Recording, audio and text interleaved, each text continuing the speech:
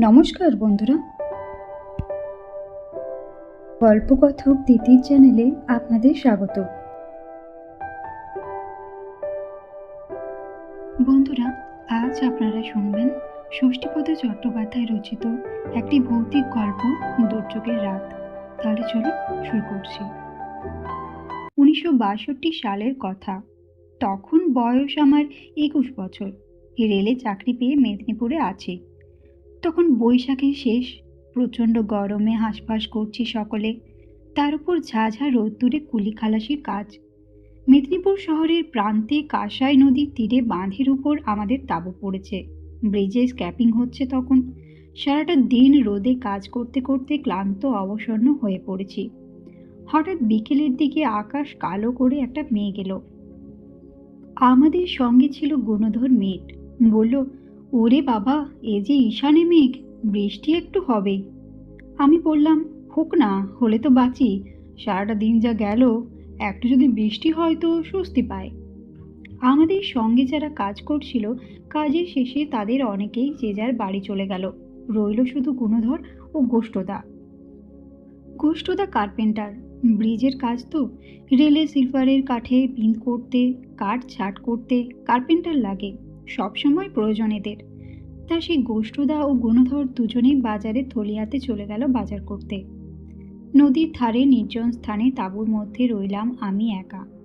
কিছুতেই থাকতে চাইনি আমি, কেননা একই দুর্যোগের পূর্বাভাস, তার উপরে এমন ভয়ঙ্কর নির্জনতা। অথচ উপায়ও নেই।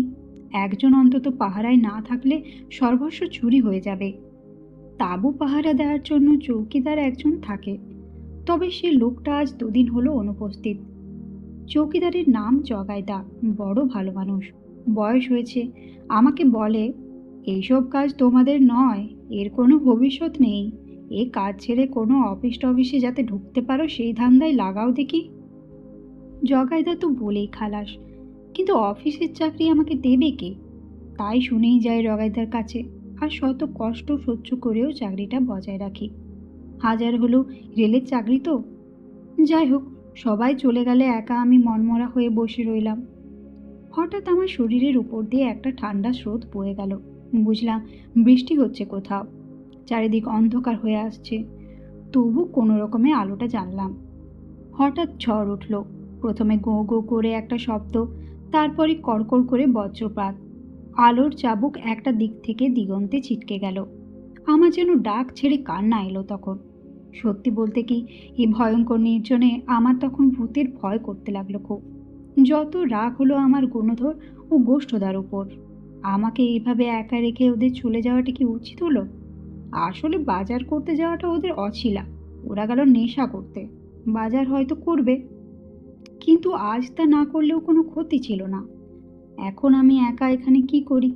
এই নির্জনে ভূতের ভয়, সাপের ভয় সব কিছুই পেয়ে বসলো আমাকে। এই দুঃসময়ে মনে মনে ভগবানকে ডাকতে লাগলাম। এমনকি এও ঠিক করলাম, এই চাকরি আর নয়। কাল সকাল হলেই পালাবো। গার্ডেন রিচের কর্তাদের বলবো, শালিমারে যদি পোস্টিং দেন তো ভালো, না হলে ইস্তফা।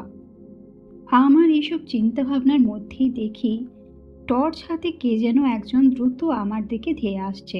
শুধু আসছে নয়, আমার নাম ধরেও ডাকছে। আমি তাঁবু থেকে বেরিয়ে এসে দেখি জগাইদা।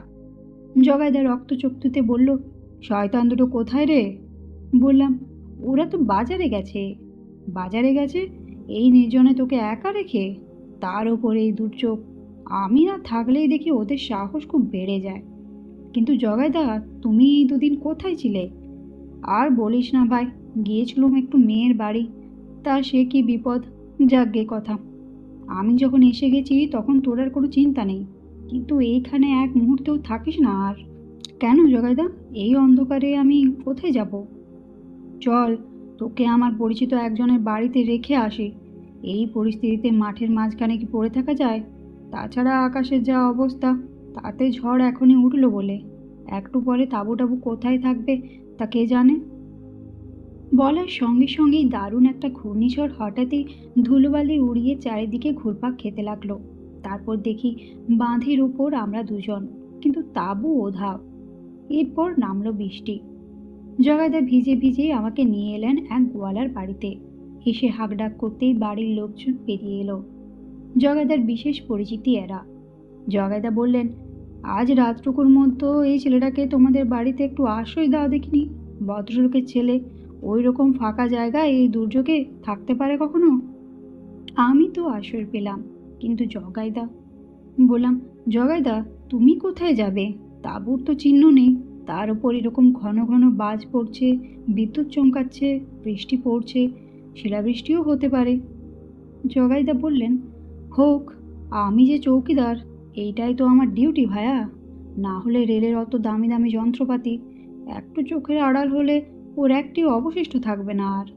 সে তো বুঝলাম, কিন্তু দুর্যোগে তুমি থাকবে কি করে? আমার জন্য চিন্তা করিস না, আমরা হচ্ছি জল কাদার মানুষ, এসব আমাদের গা সওয়া।